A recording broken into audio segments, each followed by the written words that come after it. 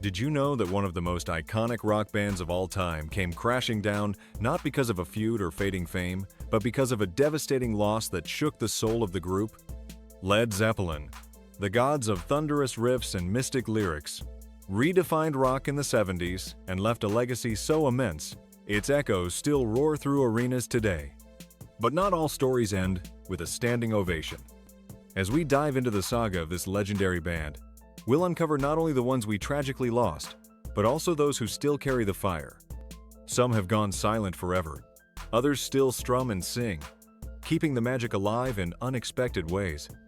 Stick around because the full story of who died, who lives, and how Led Zeppelin became immortal through both brilliance and tragedy is one you don't want to miss.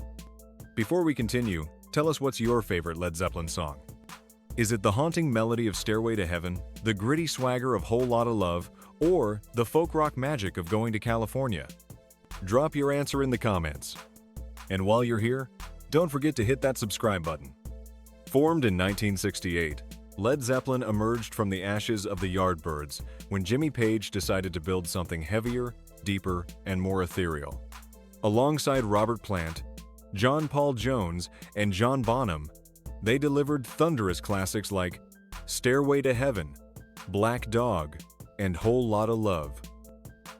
Let's begin with the heartbeat of the band, the one whose drumming wasn't just loud, but thunderous.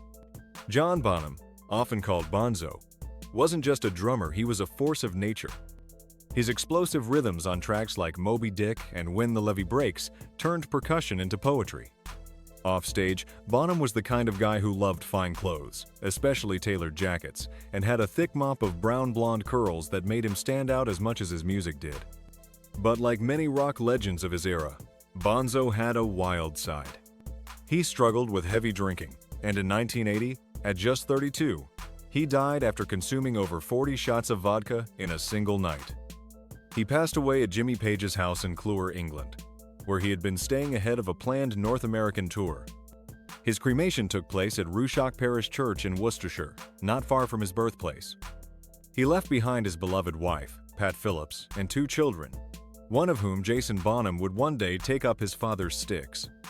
John Bonham's death wasn't just a loss, it was the end of Led Zeppelin as the world knew it. The band released a statement that said it all. "We wish it to be known that the loss of our dear friend and the deep sense of undivided harmony felt by ourselves and our manager have led us to decide that we could not continue as we were." And with that, Led Zeppelin disbanded. And what about Richard Cole? While not a band member musically, he was Led Zeppelin's longtime tour manager, often seen as the 5th member behind the scenes. Cole was instrumental in keeping the band's chaotic, globe-trotting lifestyle moving forward. He passed away in 2021 at the age of 75 after fighting cancer for months.